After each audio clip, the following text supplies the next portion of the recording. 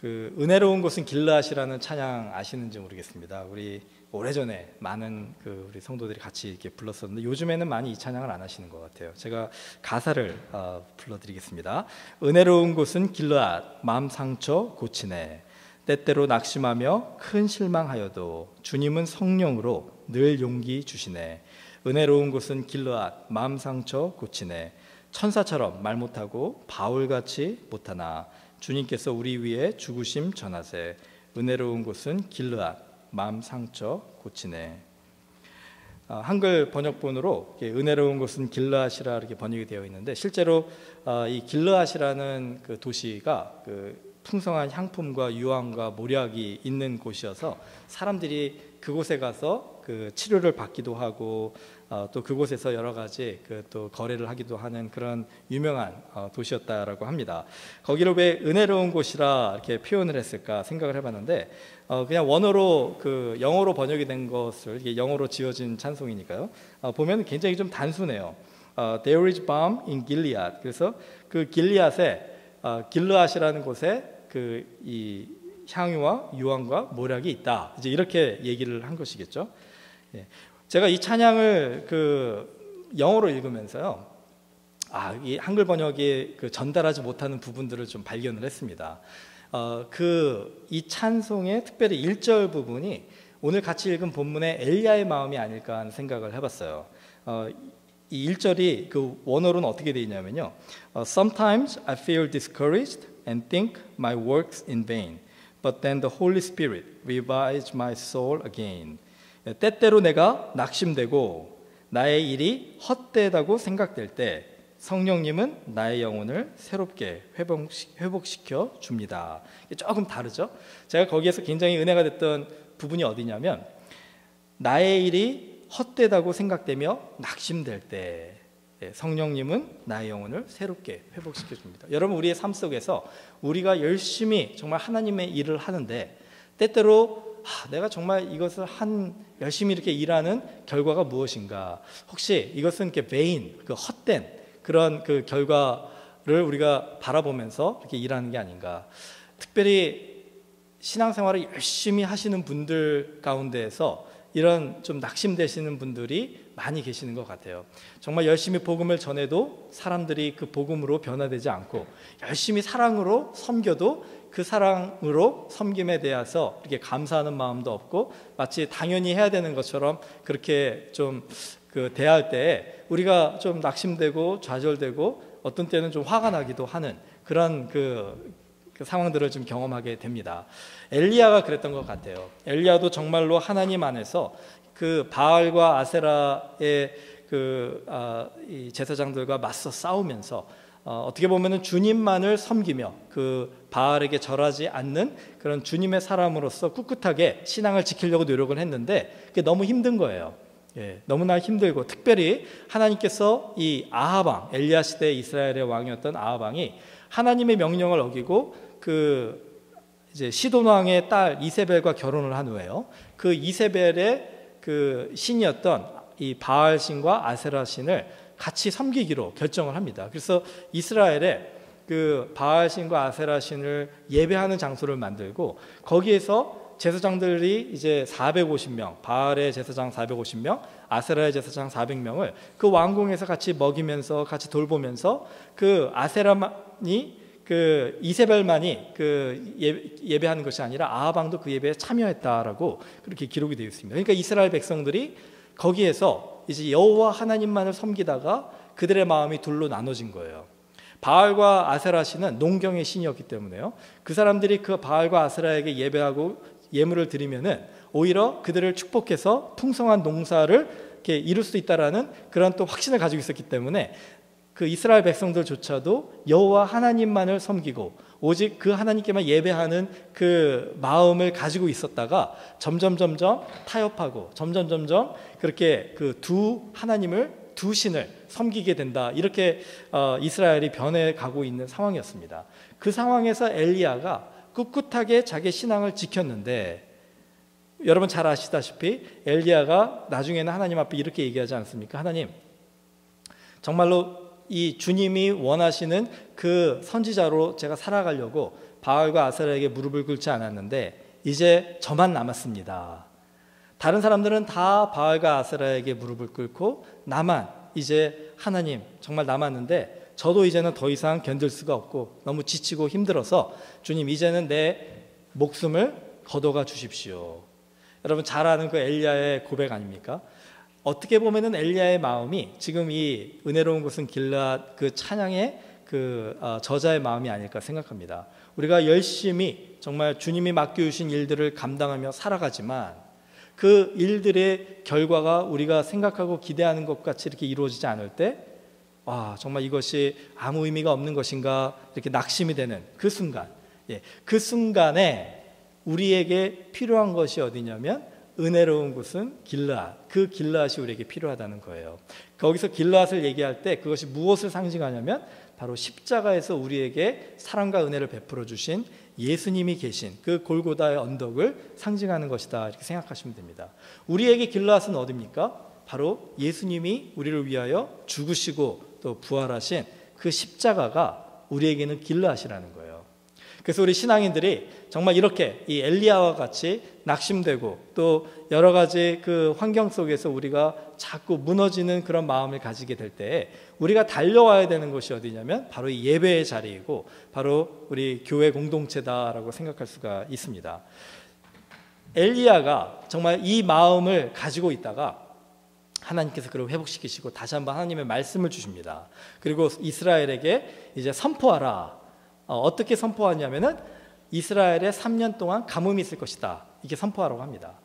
어떻게 보면은 그 엘리야가 선포했기 때문에 가뭄이 있었던 건 아니었죠. 하나님께서 작정하셨기 때문에 가뭄이 생긴 겁니다. 하지만 엘리야가 그 도구로 쓰임 받았기 때문에 이스라엘 백성들 그리고 아합 왕은 엘리야 때문에 이스라엘이 지금 망하고 있다 이렇게 생각을 하고 모든 사람들이 다 엘리야를 찾고 모든 사람들이 엘리야를 미워하는 엘리야를 탓하는 지금 그런 상황에 처해 있습니다.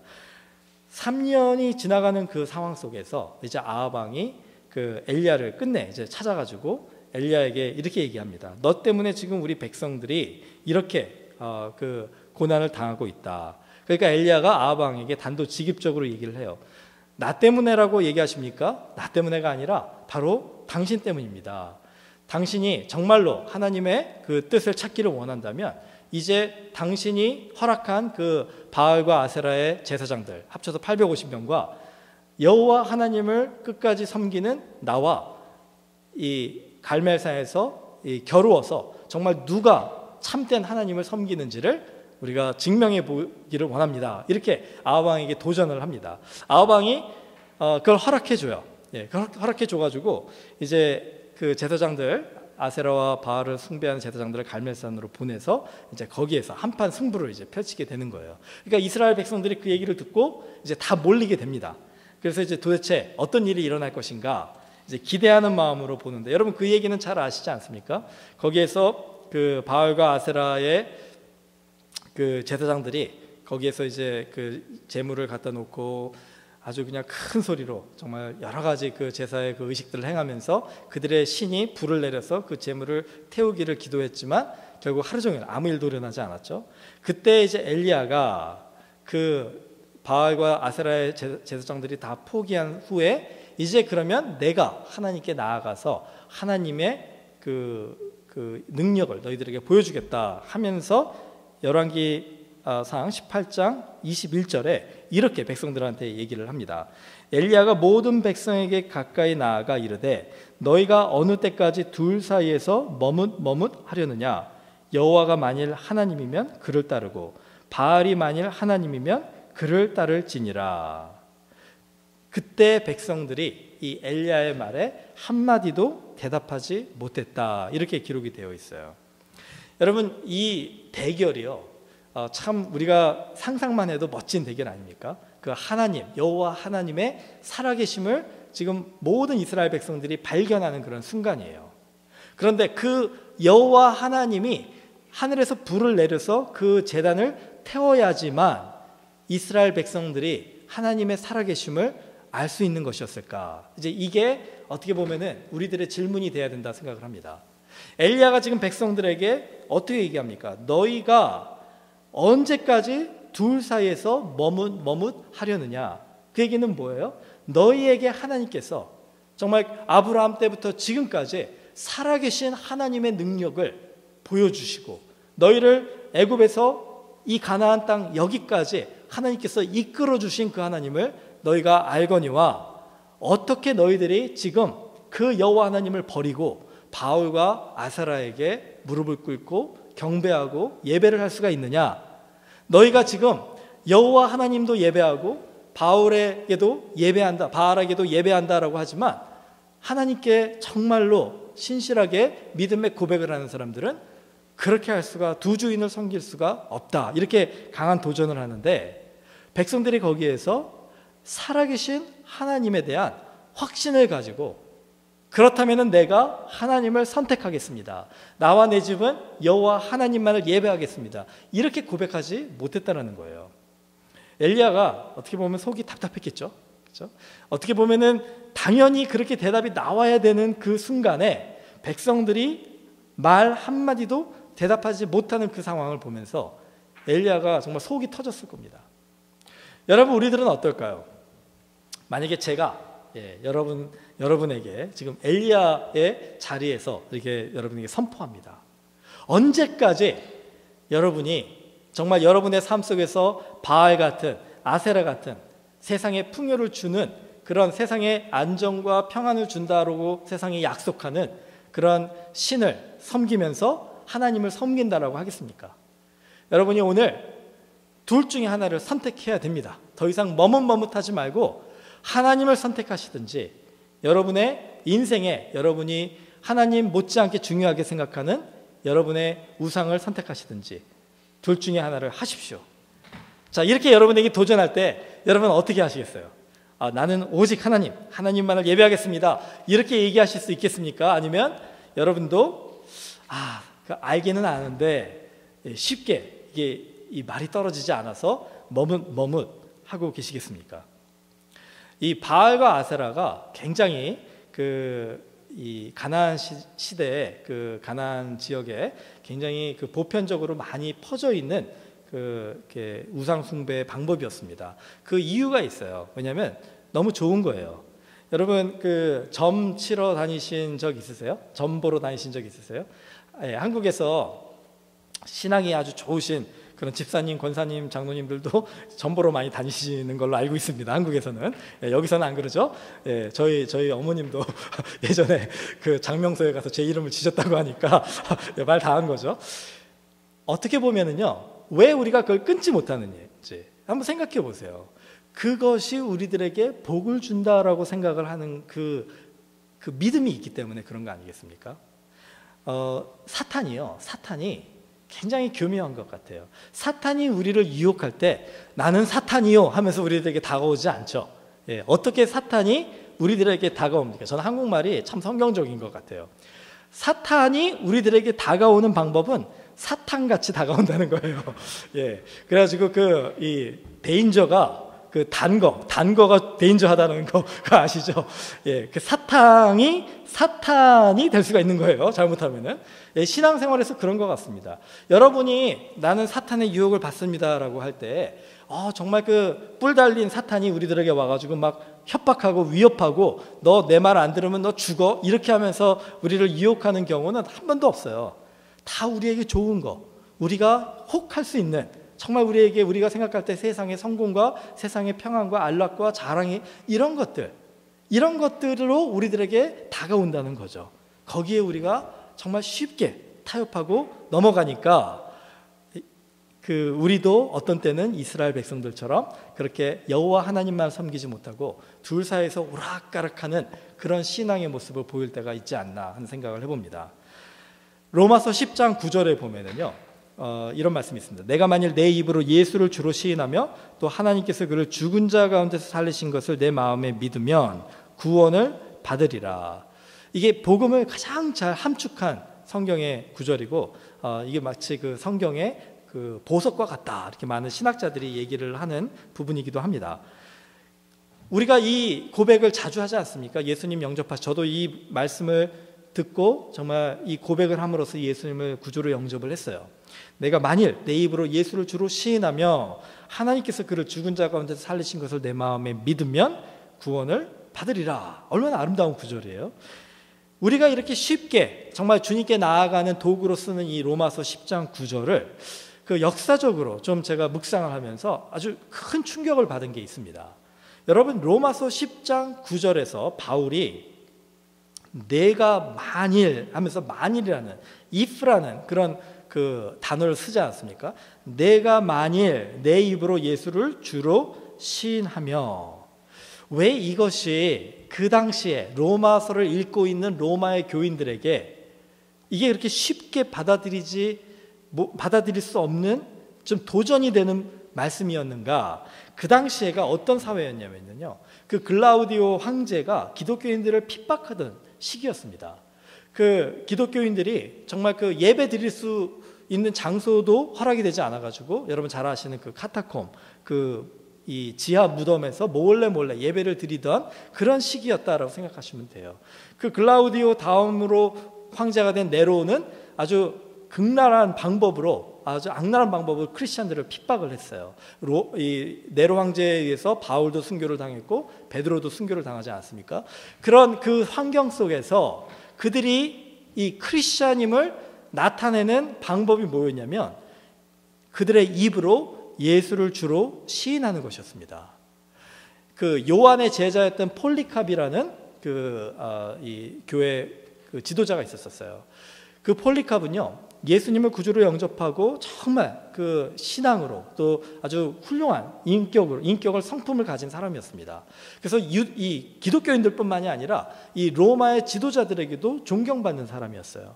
근데 이제 황제가 명령하니까 그 지역의 이제 그 지방을 담당하는 사람이 이 폴리캅을 핍박을 이제 하면서 잡았습니다. 그래서 예수를 주로 시인하기 때문에 어쩔 수 없이 그를 처형해야 되는데 하고 싶지 않은 거예요. 너무나 훌륭한 사람이기 때문에 자기 손으로 그 폴리캅을 죽이고 싶지 않은 거예요. 그래가지고 폴리캅에게 이렇게 부탁을 합니다. 제발 한 번만 당신의 입으로 예수님은 죽었다, 예수님은 하나님의 아들이 아니다라고만 얘기해 주십시오. 예수님을 주로 시인하는 것에서 이제 그 반대로 예수님을 부인하십시오. 이렇게 한 번만 해주시면 내가 당신을 구해주겠습니다. 여러분, 거기에서 우리가 초대교회 우리 신앙인들의 이 예수님을 향한 믿음의 그 방법이 어떤 것이냐, 표현의 방법이 어떤 것이었는지를 알 수가 있습니다. 그들의 입으로 예수를 주로 시인한다는 것은요, 우리 같이 그냥 해도 아무 손해가 없는, 해도 그만 안 해도 그만인 그런 게 아니라 그 예수를 주로 입으로 시인하는 그 순간에 이 폴리캅과 같이 그 핍박 속에서 내가 사자에게 찢김을 당할 수도 있고 십자가에 못 박혀 죽음을 당할 수도 있고 불의 화형을 당해서 죽을 수도 있는 그 환경을 내가 감수하겠습니다라는 그런 목숨을 건 고백이라고 할 수가 있는 거예요. 그래서 바울이 만일 이렇게 얘기했던 것 같아요. 내가 만일 내 입으로 예수를 주로 시인할 수 있다면, 그리고 그가 죽은 자 가운데서 다시 살아나신 것을 내 마음에 믿고 그것을 고백할 수 있다면 너는 구원을 받을 것이다. 새벽기도 때도 제가 말씀을 드렸지만 지금 우리 미국에서는요, 굉장히 참 편한 신앙생활을 하고 있지 않습니까? 여러분, 지금 초대교회 이 네로 황제나 글라우디오에게서 받았던 그 핍박의 그 시기가 지금 중동 지역에서 일어나고 있어요. 그 아이시스 그 테러 집단이 지금 크리스찬들을 겨냥을 해가지고 의도적으로 목을 베서 죽이고 그 여러 가지 방법으로 지금 그 크리스찬들을 죽이고 있습니다. 그들이 거기에 가서 아마 그들도 나는 이제 더 이상 크리스찬이 아닙니다, 나는 예수를 믿지 않습니다, 예수를 저주하겠습니다, 이렇게 하면은 그들이 아마 목숨을 구할 수 있었을 것입니다. 그런데 여러분, 동영상 그 뉴스에서 간단하게 보지 않으셨습니까? 저는 너무나도 참 마음이 너무 안 좋았었어요. 해변가로 그들을 끌고 가서 거기에서 크리스찬들이라는 것 때문에 그들이 거기서 죽어야 되는데 끝까지 그들의 신앙을 부인하지 않는 그들의 모습. 여러분, 그 신앙의 모습이 바로 로마서 10장 9절의 고백이라는 거예요. 예수를 내 입으로 주로 시인하는데 내 목숨까지도 내가 잃어버릴 상황에서도 타협하지 않겠습니다. 여러분, 구원이라는 것이 이렇게 값싼 것이 아니라 정말 우리의 모든 것을 다 드려도 정말 살 수 없는 그런 존귀하고 고귀한 것이라고 한다면요, 지금 우리가 하나님을 믿는다고 하면서 그 사탄의 유혹에 빠져가지고 이렇게 오락가락하면서 하나님 믿는 사람 같지 않게 살아가는 그런 우리들의 삶의 모습을 하나님이 보시면 얼마나 안타까우시겠어요. 안타까우시지 않겠습니까? 그리고 엘리야에게 도전하셨듯이, 엘리야를 통해서 도전하셨듯이 하나님이 오늘 저와 여러분에게도 도전하시는 겁니다. 내가 어느 때까지 머뭇하며 그 둘 사이에서 정말 선택을 하지 못하고 그렇게 두 주인을 섬기겠느냐. 여러분, 엘리야의 그런 도전을 받고 이제 이스라엘 백성들이 거기서 결단하지 못하고 지금 하나님이 어떻게 하실까를 지켜보는 상황에서, 여러분 그 이야기는 잘 알지 않으십니까? 말씀 오늘 같이 읽은 본문처럼 하나님께서 불을 내리셔서 그 제단을 다 태우시는데, 거기서 우리가 좀 주의 깊게 들어봐야 될 부분들이 몇 군데 있습니다. 다시 한번 말씀을 보시면은요, 18장 30절을 한번 보세요. 우리 다 같이 30절만 읽겠습니다. 엘리야가 모든 백성을 향하여 이르되 내게로 가까이 오라. 백성이 다 그에게 가까이 가매 그가 무너진 여호와의 제단을 수축하되. 여러분, 지금 엘리야가 그 백성들에게 도전하는 것이 무엇이냐면 내게로 가까이 오라라고 얘기를 합니다. 여기서 나는 누구를 상징하는 겁니까? 엘리야를 이곳에 보내신 하나님을 상징하는 거 아니겠습니까? 엘리야가 지금 백성들에게 얘기하는 거예요. 너희가 하나님께로 가까이 오라. 오늘 같이 우리가 찬양한 그 찬양 아니겠어요? 우리가 하나님께로 가까이 가는 것이 지금 필요하다라는 거예요. 우리의 삶 속에서 우리가 너무나도 바쁜 삶을 살다가 보니까, 하나님과 관계없는 삶을 너무나 열심히 살다가 보니까 하나님에게서 우리 자신이 너무 멀어져 있기 때문에 어떤 일이 일어났습니까? 여호와의 제단이 무너진 제단이 되었다는 것입니다. 그것을 알면서도 그 무너져가는 여호와의 제단을 지금 방치하고 있다는 거예요. 엘리야가 이렇게 우리들에게 도전합니다. 이제는 우리가 하나님께로 가까이 나아가서 우리 안에 계신 그 하나님을 예배하는 장소인 이 여호와의 제단을 재건하자, 다시 보수하자, 다시 세우자, 이렇게 얘기하는 거예요. 여러분의 삶 속에서 하나님을 예배하는 자의 삶을 여러분이 살아가셔야 되는데, 여러분의 예배가 너무나도 메말라가는 그런 상황에, 여러분의 예배 속에 하나님의 그 은혜의 감격이, 성령의 역사하심이, 성령의 인도하심이 어느 때부턴가 정말 사라져버린 그런 예배를 드리고 계시다면은 오늘 하나님께서 우리들에게 도전하시는 겁니다. 나에게로 가까이 오라. 무너진 너의 예배의 자리를, 예배의 제단을 회복하라. 엘리야가 그 백성들을 위해서 살아계신 하나님이 어떤 분인가를 보여주는데요, 저는 이 부분이 참 은혜가 돼요. 여러분 다시 한번 말씀을 보시면요, 35절에 보세요. 35절에 보시면 물이 제단으로 두루 흐르고 도랑에도 물이 가득 찼더라. 여러분, 지금 엘리야가 무엇을 해야 됩니까? 하늘에서 불이 내려서 그 제단이 다 활활 타는 지금 그 기적을 하나님이 이루어달라고 기도하는 지금 상황이에요. 기도해야 될 상황입니다.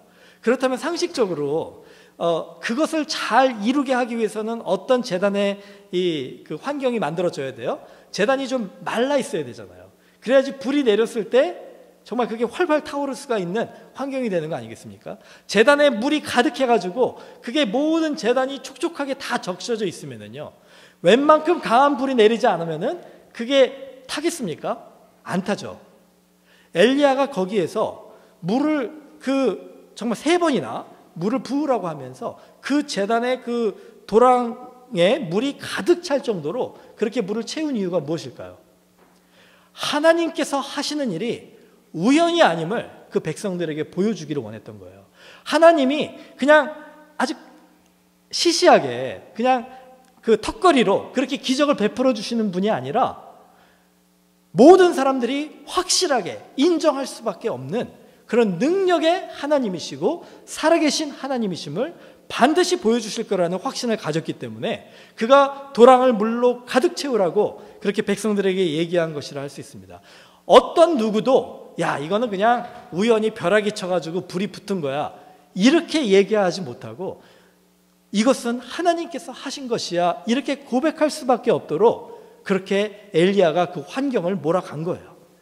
벼랑 끝까지 지금 그 환경을 몰고 가서 하나님 아니면은 그 문제를 해결할 수 없을 만큼 그렇게 확실하게 백성들이 알 수 있도록 그렇게 인도한 겁니다. 그러고 나서 37절에 보세요.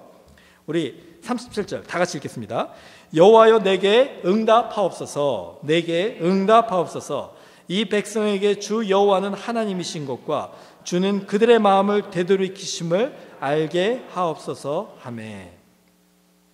예, 여러분 지금 엘리야의 기도가 우리 마음을 좀 울리지 않습니까?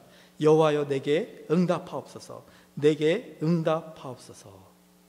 우리가 주님 앞에 나아가 회개할 때 우리가 주님 앞에 우리의 겸손한 마음으로 정직한 마음으로 성숙한 마음으로 주님이 오직 우리의 하나님이십니다 이렇게 고백하며 나아갈 때 주님이 우리의 마음을 되돌이키시고 주님이 우리에게 다시 한번 응답하시는 그런 하나님이 되어주실 것이다라는 그런 기도의 고백입니다. 엘리야가 이렇게 기도를 한 후에 하나님께서 이제 응답하시는데 놀라운 일들이 일어나는 것을 보게 돼요. 어떤 일이 일어납니까? 불이 내려서 그 모든 것을 다 태우는데 38절을 보세요. 번제물만 태운 게 아니에요. 나무와 돌과 흙을 태우고 또 도랑의 물을 핥은지라. 여러분 돌과 흙이 타는 모습을 한번 보신 적 있으십니까? 얼마나 불이 강렬하게 임했으면 돌과 흙까지 탔다라고 이렇게 표현을 했겠어요. 뿐만이 아니라 그 물 위에 마치 그 물에 기름을 뿌렸을 때 그 불이 확 거기를 휩쓸듯이 그렇게 지금 불이 도랑의 물을 핥은지라. 그 어떤 누구도 살아계신 하나님을 부인할 수 없는 강렬한 하나님의 역사하심이 지금 엘리야의 기도를 통해서 나타난 겁니다. 그때 백성들이 이렇게 고백합니다. 39절을 보세요. 모든 백성이 보고 엎드려 말하되 여호와 그는 하나님이시로다. 여호와 그는 하나님이시로다. 백성들이 이제 깨달은 겁니다. 그들이 아무 말도 대답하지 못하고 머뭇머뭇하면서 정말 하나님이 참 하나님인 건 알지만 내가 바알과 아세라를 포기하면 어떡하나 우리 농사는 망하는 거 아닌가 이렇게 주저하며 두려워하는 그 환경 속에 주님을 오직 선택하지 못하는 그 속에서 이런 강렬한 정말 강력한 하나님의 역사를 경험하고 성령의 그 강하신 불로 임하심을 그들이 경험하고 그들이 길르앗의 자리를 찾은 거예요. 은혜로운 곳은 길르앗. 바로 거기가 우리가 있어야 될 자리이고 이제 우리가 더 이상 흔들리지 않겠습니다. 여호와 주는 우리의 하나님이십니다. 여호와 주는 우리의 하나님이십니다. 여러분 우리의 삶 속에서 하나님께서 오늘 우리에게 이런 초대를 하실 때 우리가 어떻게 주님께 응답을 하겠습니까? 그 찬송가 311장 가사를 제가 읽어드릴게요. 한번 보세요. 내 너를 위하여 몸 버려 피 흘려 내 죄를 속하여 살 길을 주었다. 널 위해 몸을 주건만 너 무엇 주느냐? 널 위해 몸을 주건만 너 무엇 주느냐? 하나님께서는 우리를 위하여 정말 몸 버려 피 흘려 그 십자가의 아픔을 참으시고 십자가에서 죽으시기까지 우리를 사랑하셔서 우리에게 다 주신 거예요. 하나도 남김없이 다 주신 겁니다. 그 살아계신 하나님을 우리가 부인할 수 없는 그런 믿음을 가진 신앙인이라고 한다면요. 그 살아계신 하나님이 오늘 이 자리에서 우리에게 내게로 나아오라 초대하시는 하나님이라는 것을 오늘 말씀을 통해서 들은 신앙인이라고 한다면요. 그 하나님께서 우리에게 더 이상 주저하지 말고 나를 택하라 이렇게 도전하시는 그 하나님임을 믿는 신앙인이라고 한다면요. 이제 우리가 너는 나를 위해 무엇을 줄 수 있느냐 물어보시는 그 하나님께 어떻게 대답해야 되겠습니까? 우리의 고백도 동일한 고백이 되어야 되지 않겠습니까? 주 여호와는 우리의 하나님이십니다. 주 여호와는 우리의 하나님이십니다. 여러분 우리의 삶 속에서 정말 우리의 삶에 주님의 역사하심을 이 그 갈멜산의 그런 기적과 같이 아름다운 하나님의 그 성령의 역사하심이 여러분의 삶 속에 나타나 마치 그 도랑까지도 그 도랑의 물까지도 흩으시는 그 하나님의 강하신 살아계심을 증명해 주시는 그 경험을 하시고 싶으시다면은 먼저 우리가 해야 될 것이 무엇이냐면 엘리야가 한 것이에요. 여호와여 내게 응답하소서. 여호와여 내게 응답하소서. 그리고 살아계신 하나님을 한번 담대하게 부르짖으면서 그 하나님을 신뢰해 보시는 겁니다. 그리고 하나님께 나아가서 하나님께 치유받고 하나님께 정말 새로운 비전을 또 그 소명으로 받고 순종하며 살아가는 저희들이 되어야 될 줄로 믿습니다.